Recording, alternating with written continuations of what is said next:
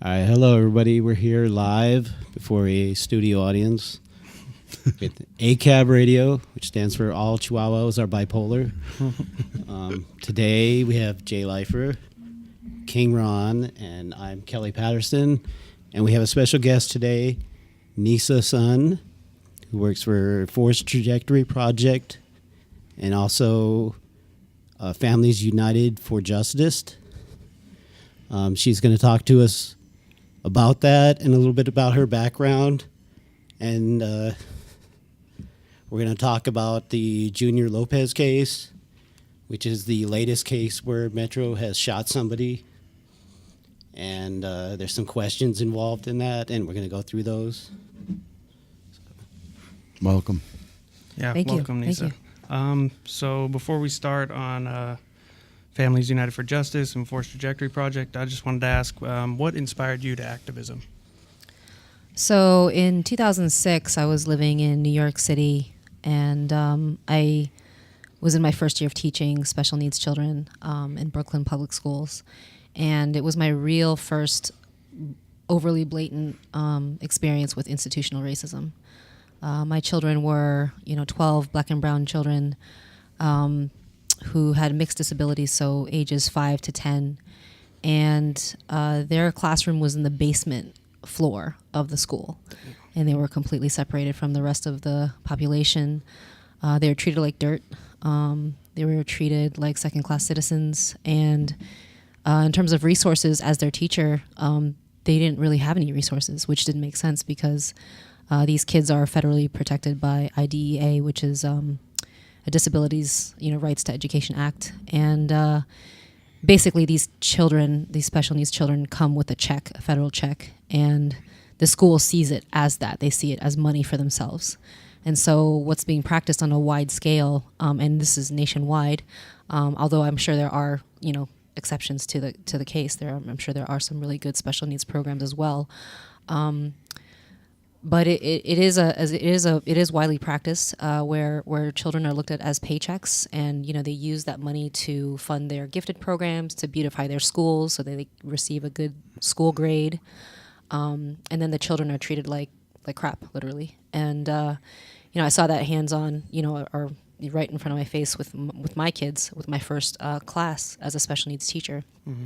And so from there, I just, tried to, in our master's in education, we learned that rather than being educators, we're child advocates, because a lot of these kids are vulnerable. Even their home lives are also very vulnerable. And so nobody is really their advocate. And so that's where I learned a lot of my advocacy work in terms of how to work with families. Mm-hmm. Usually in the school culture, a lot of people end up doing is they pitch administration versus parents, and so it's like this war zone between parents and administration, which doesn't make any sense because we're talking about kids and we're supposed to be working together. Mm-hmm. And so I worked very hard with my parents and my kids, and I really tried to advocate for both the parents and the kids. And there were times when administration would even tell me not to tell them something so that they would stay in the unknown about what their rights were as parents.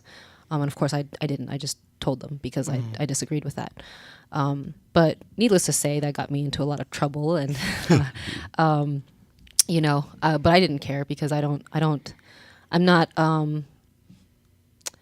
allow myself to be, or my moral compass to be, compromised by administration or authorities or things like that. So that was, obviously I quit within 5 years because it was very taxing. And but in that process, I did have a great time with my students, and I really learned how to be.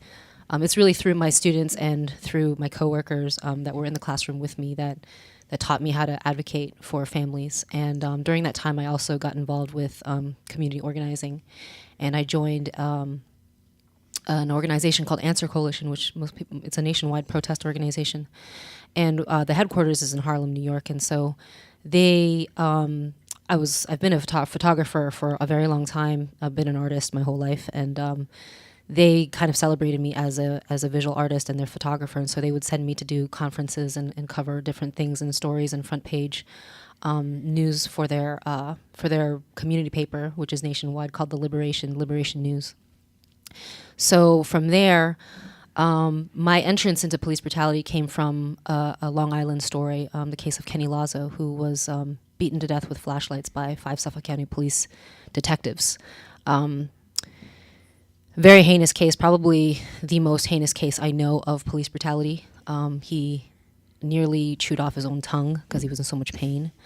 There were also, he was found dead in on the precinct floor in the 3rd precinct, Suffolk County precinct, in nothing but his boxer shorts, and he had bite marks all over his body, which was not revealed until 2015. This particular case was there was no criminal indictment. The cops that killed him they're detectives. They're 6-digit, very, very protected detectives. And they, for the grand jury, how they made the decision to not indict him was they didn't even the autopsy wasn't even used in the grand jury. Oh, wow. And so, the grand jury is a secret proceeding, so there's no way around that. So that case, I met Jennifer Gonzalez, who's who was the partner of Kenny Lazo. They share a son together. And she really felt like she needed to advocate because her son is Kenny Lazo Jr. And so I worked with her for a while. We worked together for 6 years. We created an anti-police brutality organization called Justice for Kenny Coalition, and we would protest in front of the precinct where he was found dead every year, and sometimes also on his birthday. And so one of the questions that that came into my head when I first started working with this family was, well, how often does this happen? How is this not national news? This is ridiculous. Like, how am I writing this I should be writing this for, CNN or, New York Times. Like, this community paper is going to reach 1% of the population. This is ridiculous, Yeah. And so through that's how I got, that was my entrance into police brutality work. And how did you guys meet, Nissa? Well, there's a couple of things. I didn't want to interrupt you Sure. while you were doing your intro, but it is like we've discussed the school system and how that affects the teachers as much as it affects the students. And I think that's part of it is either teachers become discouraged, teachers that are genuinely trying. And I think most of the teachers that start, at least initially, they're trying to, teach the children and make a difference. Yeah, like cops. But they Some of them. yeah, Sure. yeah. I mean, that's not a inadequate comparison, because I wouldn't doubt if most cops start out trying to do the right thing, but they either get discouraged or they get pushed out, and that's Then the other thing is the grand jury, and that's something that I noticed a lot with Stanley Gibson, because they made this big announcement. We're putting it in front of the grand jury. And what people don't realize is that the grand jury is that secret process, and what it allows them to do, because it's secret and because anybody who actually breaks that secret arrangement there can actually be put in jail. They can have charges filed against themselves and be put in jail for revealing anything that goes on during the grand jury.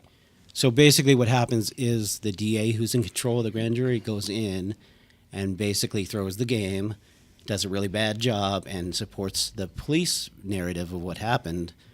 And then they don't get indicted, but then they come out and say, well, we tried, but, obviously there wasn't enough evidence because the jury didn't bring back an indictment.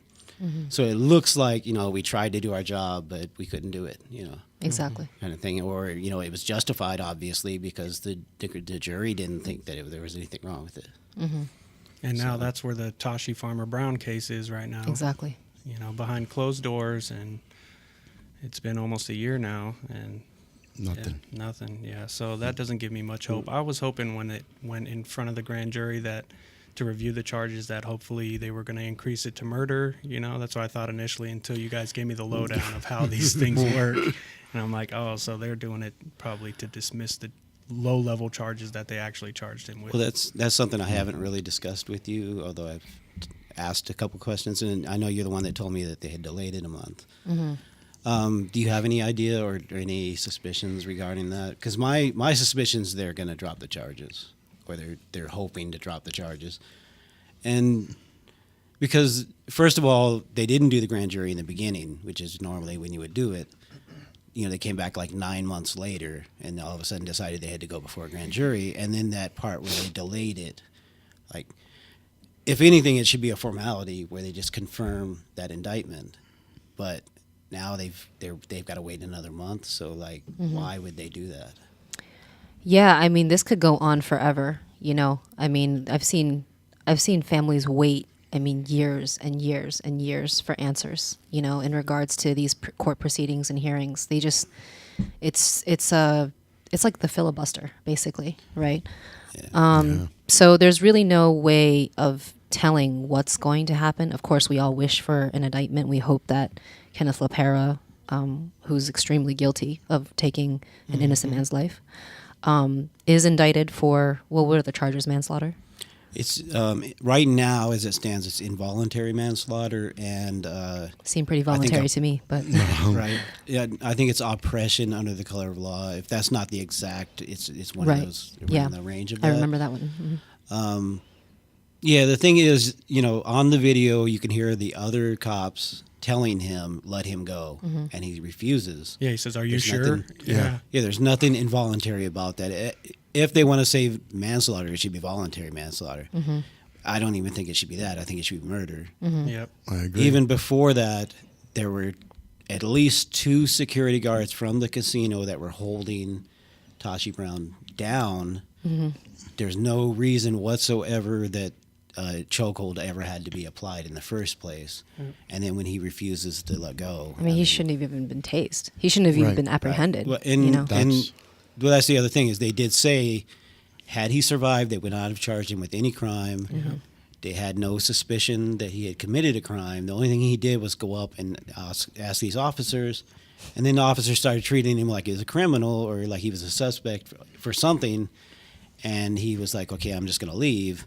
And then they start chasing him and beat him to death and choke him to death. And really, if they have no suspicion that he's committed a crime, he has no obligation to stop. He's free to go. They have no reason to detain him. So he should not have been stopped in the first place. Exactly. They should have just let him go. Right, walk Right. away. Or answered his question because he needed help. Well, that's the other thing is, in the first part is they're escalating the situation.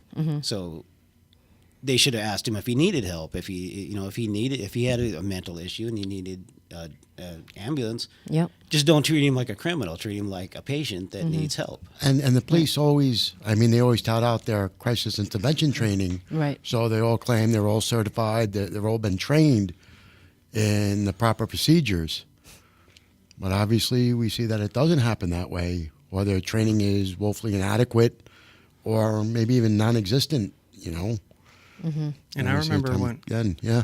the story first broke, they said that he tried to steal a car when he was running away. He tried to steal a pickup truck, and then the body cam footage gets released, and literally the only thing he did was touch the car as he ran past it, and then even the driver of the car was like, "No, this dude didn't try to do anything." They didn't just say he tried to steal. He said he tried to carjack the guy. Yeah.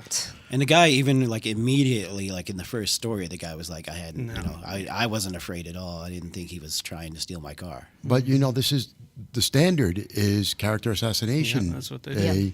Yep. To put forth their narrative that this guy somehow deserved what he got. Yeah, and that he's responsible for his own death. And Yeah. Basically, yeah. And I don't want to jump ahead too much if you had other stuff you wanted to say first, but I noticed that with the Junior Lopez case, I went and I watched the YouTube video of the press conference they gave. And first of all, it's titled "Armed Motorist Confronts the Officers." And he's not confronting them. If anybody's confronting anybody, it's the police confronting him. And then in the description, it says he picked up the gun and pointed it at them. And you watch that video, and I think that's part of it is they know a lot of people aren't even going to bother to watch that video. First of all, I think it's pretty clear that he's pushing the gun away. And it's not an immediate reaction. They didn't shoot him as soon as his hand went toward the gun. He followed through, and his hand was all the way up above his head. Even. Empty. Yeah. Right. Right. So it was a delayed reaction. So you can't even say like in the heat of the moment they just did it.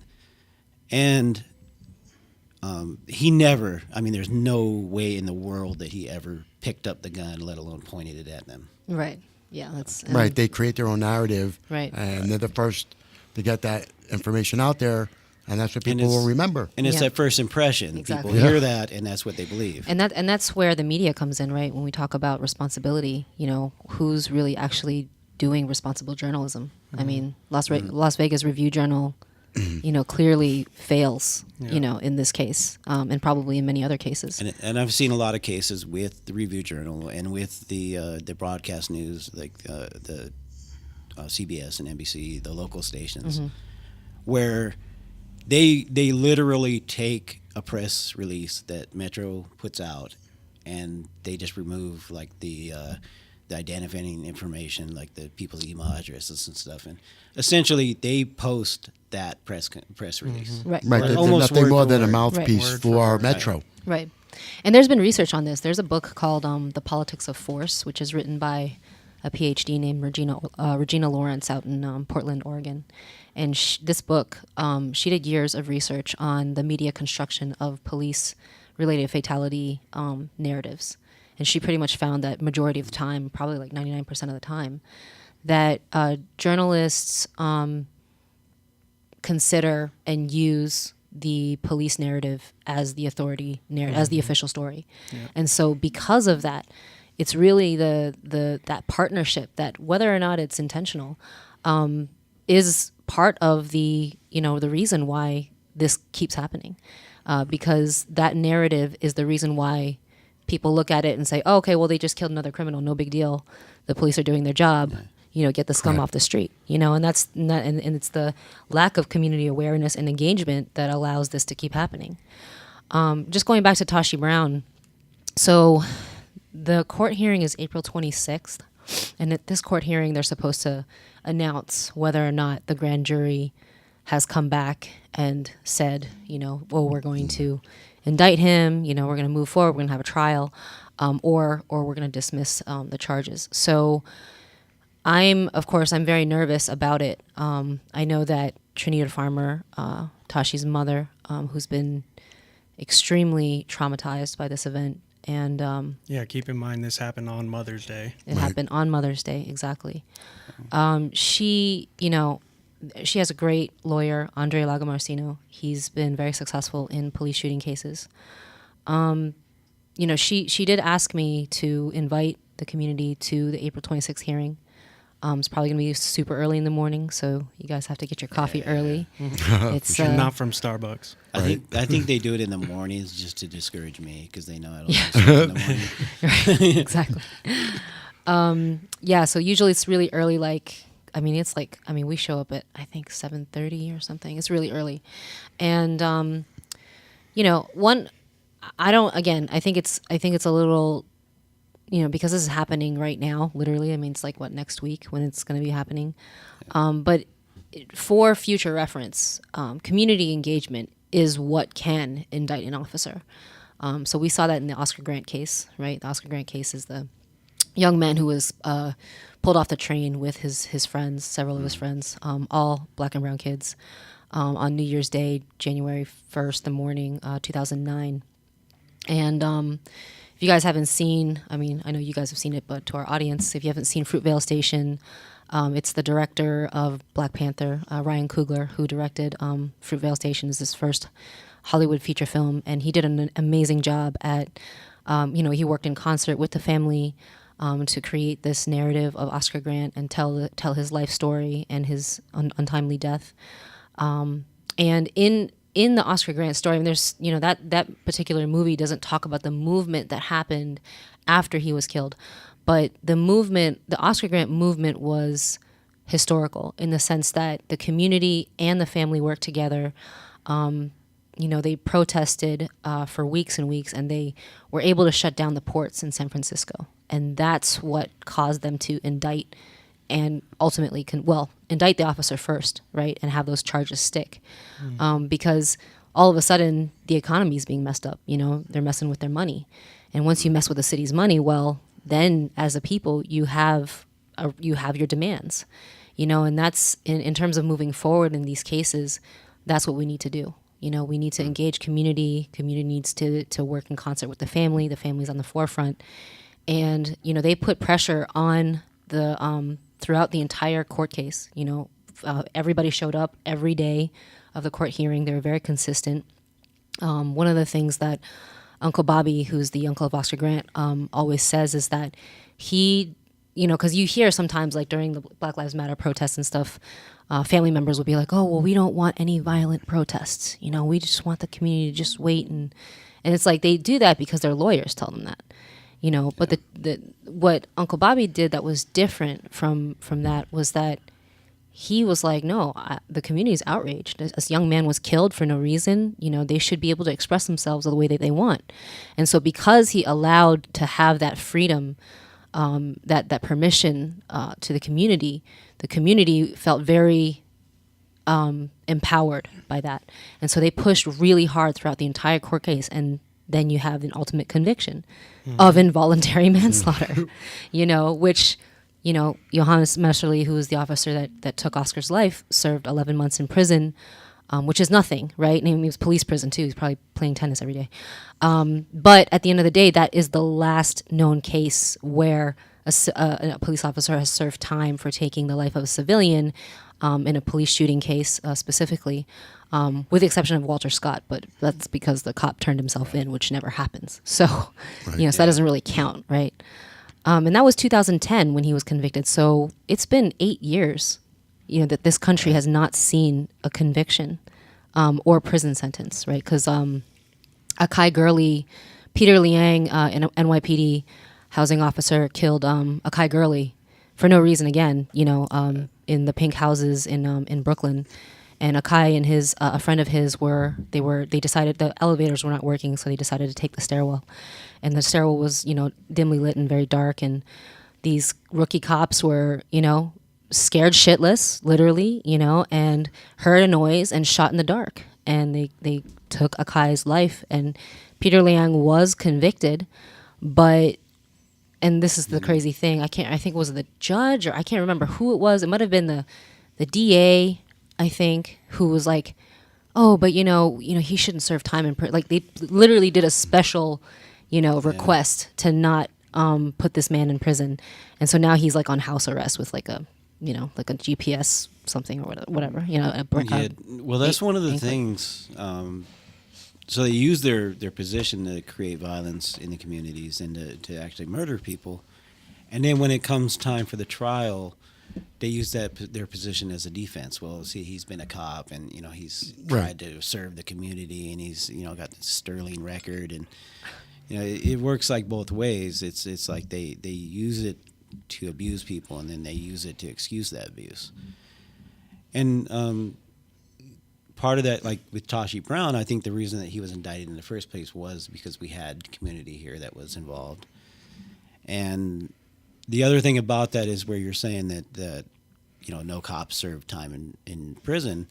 And that's something I do when I write for Nevada Cop Block a lot, is I follow the cases and I do updates, and I don't just report that a cop was arrested.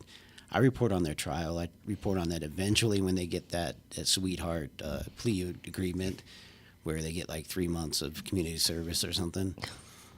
And a lot of people, you know, they react to the Tashi Brown case, and it's like, well, finally we got justice. And it's like, no, we haven't got justice yet. You know, no, a long way from justice. Yeah. And I think a lot of people don't realize that, and I think they use that to their advantage because they put up these charges, and then people forget, and then the next thing you know, the cop walks free. Yeah. Exactly. Yep. So yeah, so you know, we're hoping for an indictment. Again, April 26th, if anybody wants to come to the courthouse, and I can just keep in touch with me, and I can give you specific details when they're out, because they do end up contacting the family, I think, and just kind of confirming the court date. But I can, should I announce this other stuff that's happening too? Absolutely. So May 1st is May Day, International Workers' Day. And, you know, Families Unite for Justice will have a contingent there. We will have as many Las Vegas families who have been impacted by police violence there and present, you know, to represent their loved ones. I believe that I don't know who's coming just yet, but we're hoping that we have some families show up and community members who care about this issue, because I have invited the family of Junior Lopez to come and speak at the May Day rally. They're still in the process of, they just buried Junior 2 days ago. But we're hoping that the community of Junior Lopez comes out to the May Day rally. And that's, what time is that at? It's 5:00. And where's the location, Joey? It's actually right here. Yeah, it's actually going to be here. Oh. Normally we do it on the other side of the parking lot. We've traditionally done it here. We're looking at creating like a kind of a pre-event, and it's actually on a Tuesday, so it's the same day that we do the show. So we're probably going to do the whole show based around May Day. So probably we're just going to be like, everybody's going to be getting together like right there in the parking lot. Great. Yeah, and then we march after we have a little, festival here, because it is a holiday, and we're going to have a little get together here, and then we're going to march to the federal courthouse and have a rally there as well. And after party, if anybody wants to stick around and, celebrate. But I think the important takeaway here is, never underestimate the power of the people, and alternative media as well, what Kelly does with Nevada Cop Block, and you with forcetrajectory.com. I know I read some good pieces you wrote about the Junior Lopez case, as well as you covered his funeral, and there's just good stuff on there. So if you guys haven't checked that out, forcetrajectory.com. Families United for Justice is FU4, the number 4, and J.org, FU4J.org. Definitely check out those great resources. Because when the mainstream media fails us, it's up to the people to, present that other side of the coin. And that's how we get accountability is, the power of the people. So definitely. One question I wanted to ask was, how did you guys meet Nissa? I know I met Nissa at a Mandalay Bay protest, and I also met Keith Childress's mother was there, who was a victim of LVMPD, terrorism. Yep, absolutely.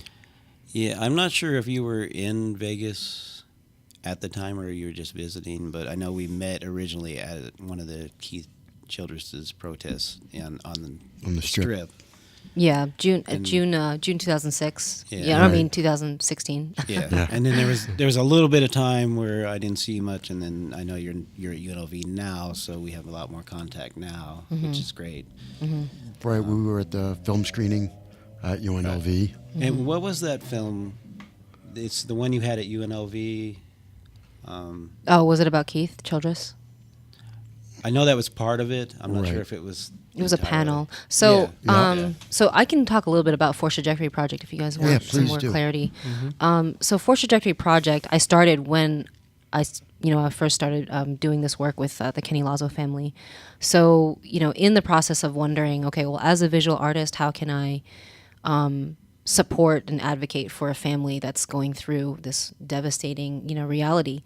And I was curious also myself as to, well, how does something like this, a life event that is so, it's abrupt, it's violent, it's probably the worst way, someone can exit this world. How does that affect the family, and what's the long-term effect of it? And then what are the experiences of other people that go through this? And so those were the questions that I had. And I'm kind of a long-term researcher kind of a person. I don't like to just, spotlight breaking news and then move on to the next thing. I think that, as human beings, we need more care than that. We need more advocacy than that. And there's, we're human beings. We have needs. We have struggles. And the only way to really understand that is to really stay with that family for a long time. And so during that time, that was 2009, so I developed the project thinking at first it was just going to be a photography project, just like meeting different families, photographing them. But then I was introduced to my project partner, who ended up becoming my life partner, Oja Vincent, who's a DJ. And he was already interviewing family members. So he was essentially doing the same thing, only the audio aspect of it, the sound aspect, and I was doing the visual aspect of it. And so we decided to work together, and we started meeting other families through an anti-police brutality coalition called October 22nd Coalition, which I'm sure you guys have heard of. Yeah. It's really no longer active, but for the last, from the 1990s, early 1990s to the 2000s, October 22nd was a very strong and powerful nationwide anti-police brutality movement, and I think was spawned by the Rodney King beating in 1991. So October 22nd, and I don't know if they really planned for this to happen, but when they launched there's this organization, a lot of families that were impacted by police violence started organizing in that space, and because of that, it became kind of like this special organization because, it's an actual community organization where it's not just activists, but it's frontline community, people who are under the gun on a regular basis coming together and speaking about their struggles and, speaking up for their loved ones who have been killed. And so we entered that space and we started working with this group, and we met a lot of veteran family activist Iris Baez, whose son Anthony Baez was killed in a chokehold in 1994 by the NYPD. Nicholas Hayward Sr., whose 13-year-old son Nicholas Jr. was killed in his own in his own housing complex. Not in the same building that he lived in, but a neighboring one. Playing a game of cops and robbers, with toy guns and things like that. And but of course they were like this big, very plastic, huge orange tip. There's no, of course. And then the way the media spinned it was they blamed it on the toy gun, and then and then that turned into this whole like, oh, it was an accident. Oh, it was a toy. Oh, we should make toy guns illegal. No, you should make killing people illegal. So for in terms of cops killing people. So, Nicholas Hayward Sr., who's a dear friend of mine, please give your good vibes to him. He's been very ill. He's been fighting for 25 years, to this day, trying to reopen his son's case. And I mean, a lot of my knowledge comes from these family members, And so doing this work with Force Trajectory, now having, photographs, I started getting into video, so then it became more kind of like short documentary type work. Kind of like vignettes and spotlights on different aspects of these stories and what families experience. And as the work continued into, we're in our 9th year of doing this work. I've learned a lot about trauma. I've learned a lot about vicarious trauma. I ended up suffering a very serious back injury in 2012. I wasn't able to walk for 2 months. My partner had to carry me to the bathroom and stuff like that. It was really, really bad. And, ended up healing myself through acupuncture treatments and, basically Eastern medicine. Because when I went to the hospital, they gave me a big bottle of ibuprofen, was like, good luck. There we go. I'm like, what? I'm like, charged you $2,000. Yeah, exactly. Yeah. Exactly. Yeah. X-rays and MRIs and all this. And so I ended up having to dedicate my life to yoga and meditation. And that's what has kept me okay in terms of like processing trauma and not getting sick and healing my back injury pretty much 99% of the way, because I still have the injury.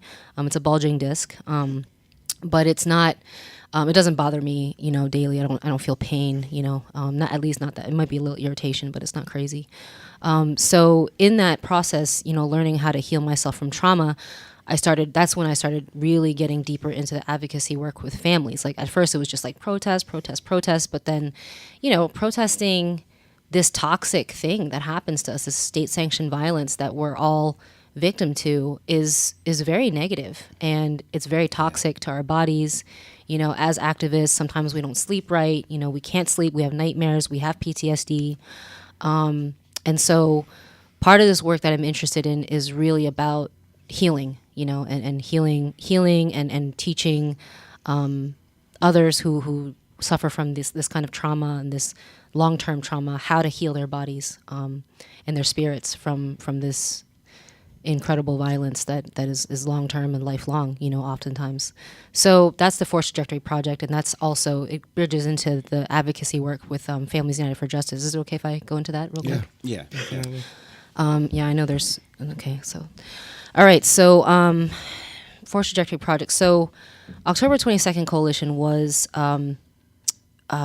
led by our national coordinator named Monica Shea, and she was kind of like the glue for the families in New York, and she really knew how to give them the platform. She never exploited them. One of the things that happens a lot with families is that, political organizations that have their own agendas will be like, oh, okay, well, have them come and share their story, and then that's why we need a revolution, So, but they're not thinking about the family in terms of what their needs are. Maybe they need transportation help. Maybe they just need help, and you're not even asking them if they have any needs. So, a lot of families end up becoming exploited, not just by the police and by media organizations in the mainstream, but then they also end up getting exploited by the activist community, which I don't think is intentional, but it ends up happening a lot. And so they become very jaded and angry because of that reason. And so with October 22nd, they had that space. But in 2011, Monica was she was a victim in a mass murder on her family. And, just a very tragic thing that happened. And all of us in the organization were really shooken up by that. And we tried, the youth of the organization, myself included, tried to kind of like keep it together, but we didn't know how to, and so what ended up happening was October 22nd fell apart, and there was no longer really an active space for families. A lot of families kind of ones that were really active kind of just went back into, just feeling really defeated. The person that advocated for them was killed, and so they had another death to have to overcome. And so in 2014, Cynthia Howell and I, she's the niece of Alberta Sproul, who was a 57-year-old woman who was her apartment was falsely implicated as a drug trafficking site, but it was false. I mean, it was just bogus. And the NYPD performed a no-knock warrant on her apartment and threw in a flash grenade, blew up all over her. She suffered from a heart attack and died in the ambulance. And she worked for the mayor, and so the mayor felt compelled to apologize, but yet there were no criminal charges. Nothing happened to the police officers and they also ransacked her apartment. They took all her alcohol and money afterwards too. So it's like absolutely ridiculous. So Cynthia and I had been, friends and working together through the October 22nd Coalition, and we started talking about organizing, creating an organization that was for families by families. And I called up Uncle Bobby, the uncle of Oscar Grant, because I knew him from organizing a families panel back in 2010 or 2011 it might have been, I'm not sure, that he came to from Oakland, California, all the way to New York. And so we had been keeping in touch, and he was already organizing families on the West Coast, pretty hard. And so we were like, well, let's join forces and let's do a nationwide coalition. And so we formed Families United for Justice. So that's been growing, and we have a lot of members. There's so many people that have been touched by police violence. I mean, it's hundreds and hundreds. I mean, we're connected to hundreds and hundreds of families, but really the reality is it's thousands, because over 1,000 people are killed by police per year. So, that's a lot. That's thousands. That's tens of thousands of people in the last 20 years, So the impact that police violence has on people is real, and it's real, and it's large. It's a large rippling effect. So Families United for Justice, again, nationwide growing coalition of families impacted by police violence. We started organizing for a national network gathering, and we were able to raise $30,000 last year to bring 50 family members impacted by police violence together to a conference in Detroit. And that happened last June at the Allied Media Conference. And we had a full day, kind of like a mini conference of our own, where, families did workshops together. They got to speak, to meet each other for the first time. They were, through their stories, they empowered each other through their experiences. They shared resources. Some of them got to do some acupuncture. Some of them did yoga together. All different kinds of like healing exercises and bonding experiences that, now families, now like I know Jackie Lawrence, who's Keith Childress's mother. She's really empowered by having had this experience, and she's super gung-ho about being involved, and now she's on all the organizing calls that we have every Tuesday night. And we're now raising funds for an Oakland conference that we're hoping to have at the end of June. Now, if we don't raise enough money, we'll push the network gathering back a little bit. But right now, what we're hoping to do is raise, we're trying to raise $100,000 this time to bring as many families as we can, because we have, hundreds of families signed up wanting to come together. Excuse me. If people wanted to donate Sure. to this organization, how do they do that? So I have a GoFundMe for it. It's GoFundMe.com/FU, the number 4J, and then the word Southwest. So that will go to the Southwest Fund for the families that we have here to travel there. Mm-hmm. Okay. Yeah, I can only imagine the logistics involved and, flights or rental cars Housing. or whatever. Yeah, housing. It's got to be expensive. So anybody who likes Nissa's work and likes what Families United for Justice is doing and wants to help out, I'm sure they could use all the help they can get. You were really in the thick of things. I mean, New York is. I'm from New York, and Yeah. we had Amadou Diallo and Bell. It was a never ending. Sean Bell, yeah. Mm-hmm. Yeah. I know those families, yeah. Miss so- Katiatu Diallo came to our national network gathering last year. She's Oh, involved boy. with us, yeah. And the Bells haven't come out, but I know the William and I know William Bell. Mm-hmm. Yeah, Father. it's just some of the most horrifying stories you could imagine. Mm-hmm. And when it happened, I remember I was young because it happened a while ago. It shattered my world. I mean, you have a world view of what you think. Yeah. And then you see something that you think, sounds like, I don't know, comes out of some sort of like war movie where people are just out of control. And these people that do this were entrusted to protect and serve us. Right. And they don't, so. Yeah. I'm Well, that's always what they say, right? Not anymore. What do they really do? It's not. It's partners with the community here. Yeah. So. New York's finest. Yeah, they've gone out and removed that protect and serve. Oh, have they? Yeah, A lot of partners in the departments, communities. But Yeah. I do like the connection with the families. And when we first started protesting, initially it was personal for me because I knew Stanley Gibson. Right. Mm-hmm. But we started looking into other cases and we started connecting with people. And I connected with his wife pretty early because I knew him. But we also, I met the family of Michael Nida, who's a guy who was murdered in Los Angeles. And they were creating that where they had different families coming together as part of their protests. And we, to a certain extent, kind of went with that model where we tried to connect with families here in Las Vegas. And we didn't have any kind of resources or any kind of really connections. And it was really just in Vegas. We didn't have any kind of national presence. But that's something that not only does the family need that support, but it's also a powerful thing when you can show it's not just that one guy being murdered. It's the effect on everybody that's connected to That's that right. one guy. It also destroys communities. Oh, yeah. I mean, Yeah. it really does destroy communities. And when we started doing the protests, we used to brand them as a vigil, and we would, pay tribute to the victims and their families. Mm-hmm. And I think that's part of why they went after us when they tried to shut us down by charging us with graffiti for writing on the sidewalk with chalk. Is we were starting to get people involved and get people to where they were understanding what Metro was doing. Right. Mm-hmm.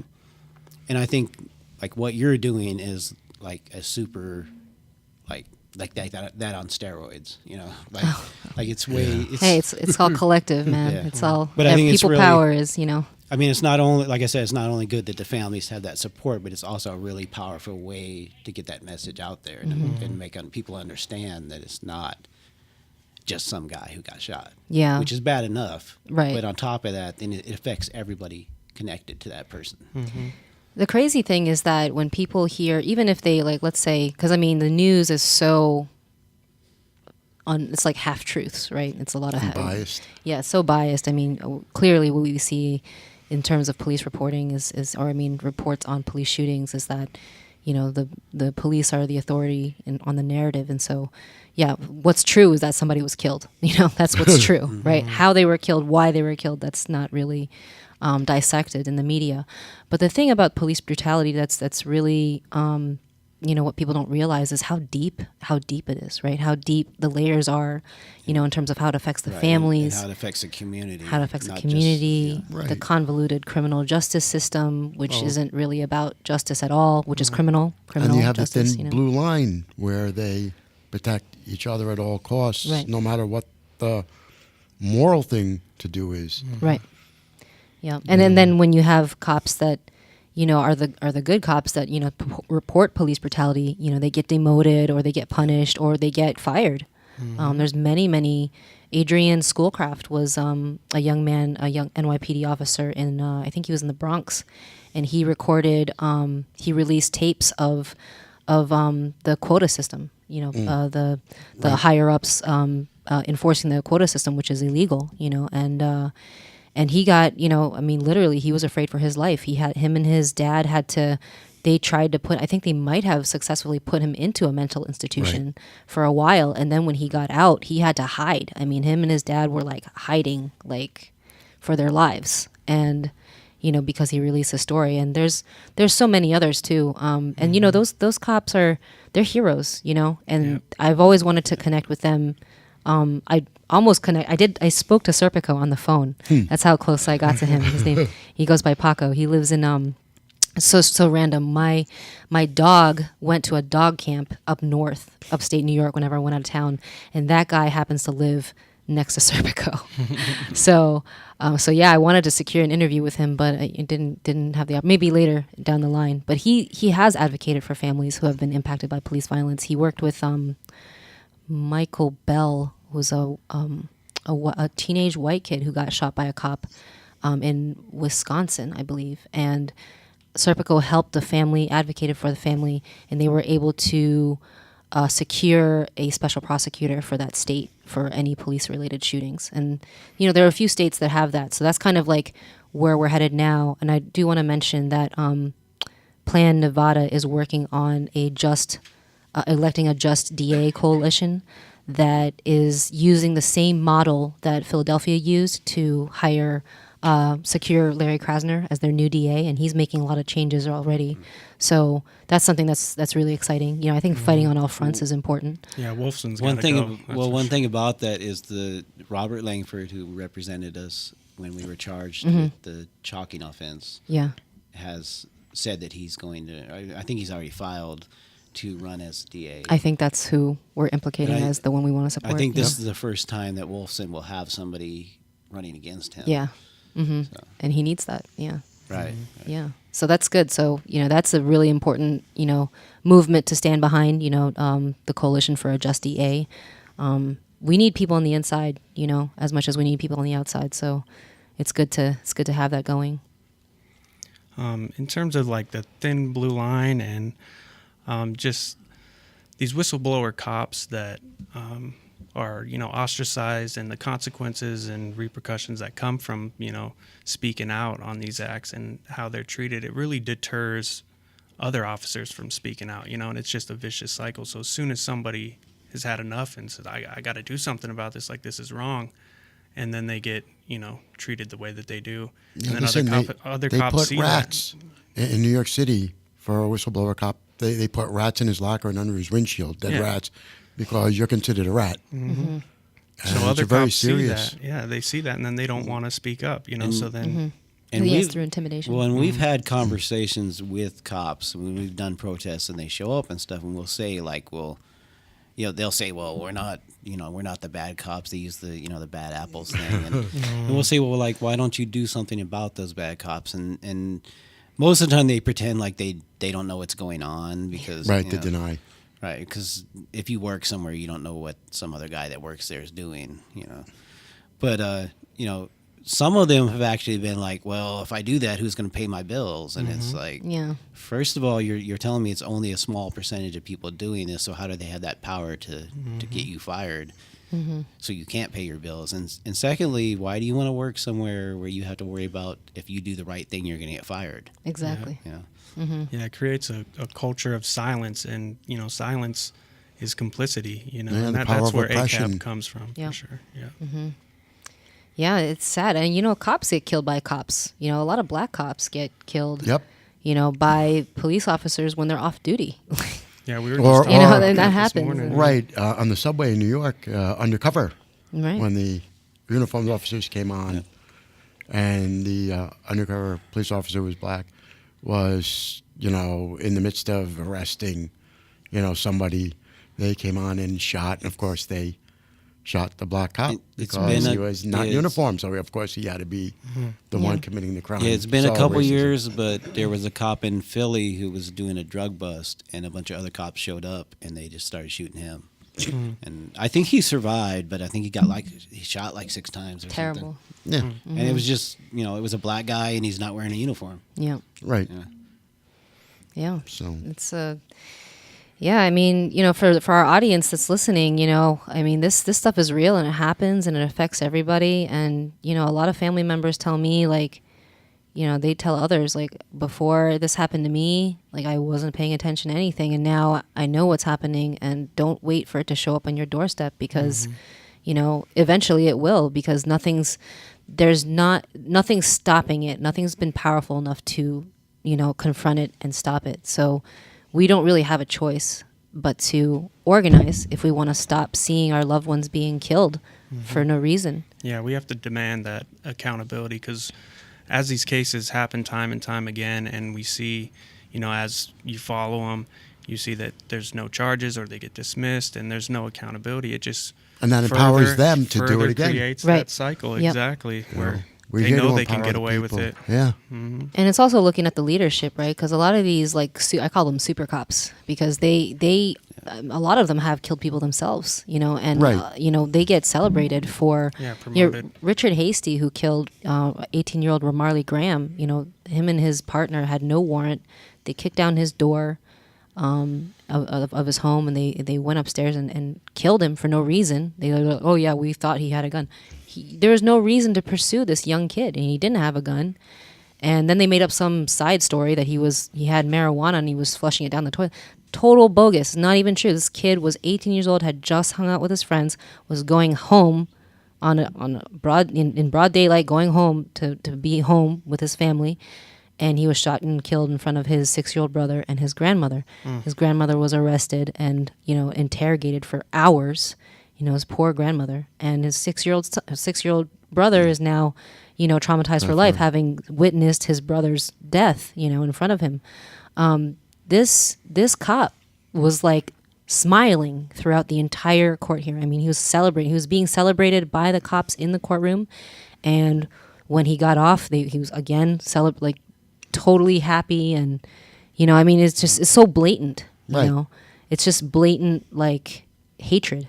Yeah, towards the people. There is a police war against the people, and we see it time and time again. I mean, if you go to our sites, you look at the stories. Look at the stories. They speak for themselves. The people have a right to, stand. It's all power to the people. And it's the only way it's going to change is we have to make it change. And we have to have, like what you guys are doing here with providing media for the people is so important, because the people need to come together to be able to talk about these issues. We need to have more forums. We need to have more community organizations and community discussions. Protest is great, but if you have one little protest here, one little protest there, and it's like 30 people, it's not gonna influence anybody. It's really about coalition building and making those connections and having partnerships that are going to show the power of the mass of people, because I know all of us are concerned, because we know that this can happen to anybody. So we have to be brave, and we have to show that concern by coming together and really trying to work through and organize strategically. Yeah, I do think, protests to a certain extent, they show that there is some discontent within the community, but I think the larger, more important role of protests is just connecting with people and meeting those people that are affected by it. rather than thinking like, because a lot of people think, oh, we're going to go out and protest this and that's it, and now we go home and we've done our part. Yeah. But really, that's like the protest at if anything, it should be the beginning. And it's just a tool to be used. Yeah. It's not the only tool. Right. You know, we should have a whole tool shed full of options and things that we do. Well, and the other thing is, you have all these people who are like, you know, they insist this has got to be a peaceful protest, and I'm in favor of peace. I don't think, you know, and I don't think people should be out, you know, getting shot in a protest or giving the police an excuse to beat them and stuff. And so from that standpoint, I would prefer a peaceful protest. But the problem is people get out and they yell, no justice, no peace, but then they assure you that it's going to be peace. So Right. It's a you have toothless. to, there has to be that option. You It's know? toothless when they Right. say it. It's got to really mean something. Like, you don't have to go out with the intentions of not being peaceful, but don't take that off the table. I mean, Yeah, and protest can be used very strategically too. You know, just like I said in the Oscar Grant case. You know, I'm more in favor of other strategies. I'm a hardcore boycotter. I really believe in building intentional community, building independent economies, co-ops, you know, things like that. Because, you know, we're living in a society that constantly tells us that we're living in scarcity, that we don't have enough, that you're not enough. You know, I remember going to New York City and going through the subway system, and if your MTA card doesn't have enough money, it says insufficient funds. It's like, insufficient, right? And it's just like always like, oh God, I'm being punished for having insufficient funds, for being poor. And the truth is that, you know, we have every person has so many resources, so much to contribute, so much to offer the community. And if we came together and strategized how we can create an intentional community and keep our economy, create an independent economy where we depend on each other, where we have a barter system and things like that, I mean, we don't need the state. We don't need the corporations, you know.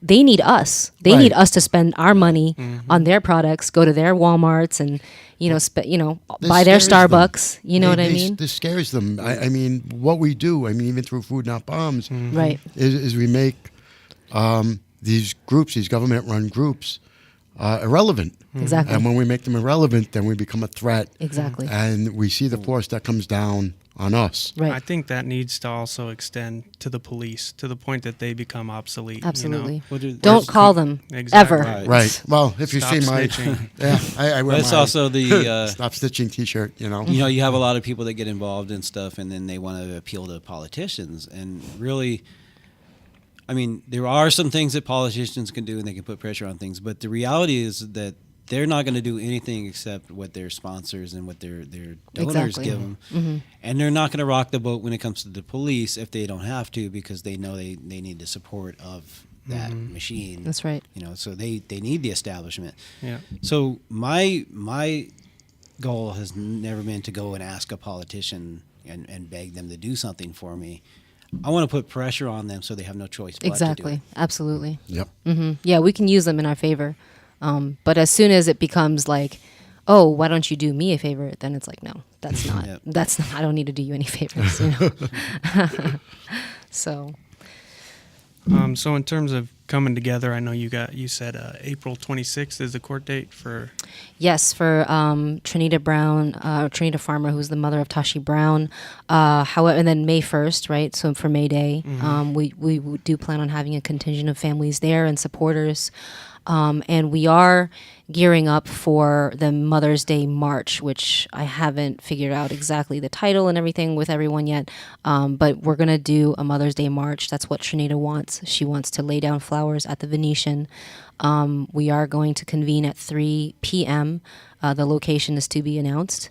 But we're asking for everyone to come. You know, I mean, everyone that participated in Tashi Brown's protest last year, anyone that's against police brutality, that doesn't want to see another one of these horrible videotapes, body cameras, videos, whatever, people getting brutalized and killed, their lives being taken right in front of us on YouTube. I mean, it's horrific. You know, why should we have to sit there and watch people get killed for real? I mean, it's just demonic. It's a horrible thing, you know. Absolutely. So much violence, you know. So May 13th, 3 p.m., look for it. It's going to be in the memory of Tashi Brown, but it's also going to be for other mothers who have been impacted by police violence. So we're hoping that Petra Wilson will be there, who's the widow of Rex Wilson, a Native American father of 9 who was killed in October of 2016, which again, not a lot of people know about because it was, quickly, he was quickly criminalized in the media and shut and closed case, like nobody questioned it. Keith Childress' mother, Jackie Lawrence, we hope that she will join us too on that day. She lives in Phoenix, so she has to make a drive. We're hoping that, Trinita Brown Farmer will definitely be there, and then we're also hoping that the family of Junior Lopez will be there as well, and any other families who, if they happen to be listening to this, you're part of this movement too, and you should come out and meet the families and speak for your own loved one. So. And if you're tired of the police terrorism and police accountability, something you're passionate about, I know it's Mother's Day, but bring your mothers. Let them know how important this issue is to you, and how God forbid you don't want this to happen to your family, and come with that support either before or after you do your family thing. That's right. I think we got just a real quick couple other events going on. So let's do them. Yeah. We got April 19th. There's a Support Our Teachers protest. It's a Thursday from 4 p.m. to 10 p.m. at 2832 East Flamingo Road. The Board of Trustees are having a special board meeting, and it's to discuss their search for superintendent. And this protest is pretty much to let them know that we support our teachers and their decision to walk out.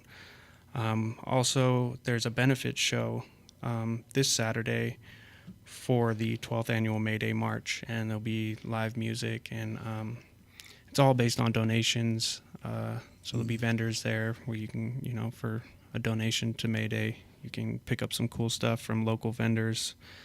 There's one other thing. Oh, and I get a phone call. So that's it. All right, benefit show and support our teachers protest. So you can find us at foodnotbombslasvegas.org, envycoblog.org, and you want to say your... Sure. Forced like forced entry, forcedtrajectory.com. If you want to contact me, there is a contact page on the website. The Families United for Justice website has actually changed. It's a new website now. It's FU,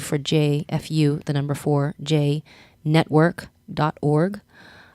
If you are a family member, join the network. Sign up for our network gathering that's going to be happening in June. You should be able to donate through that page as well. And again, if you want to donate to our specific families here in the Southwest, it's gofundme.com/FU, 4J Southwest.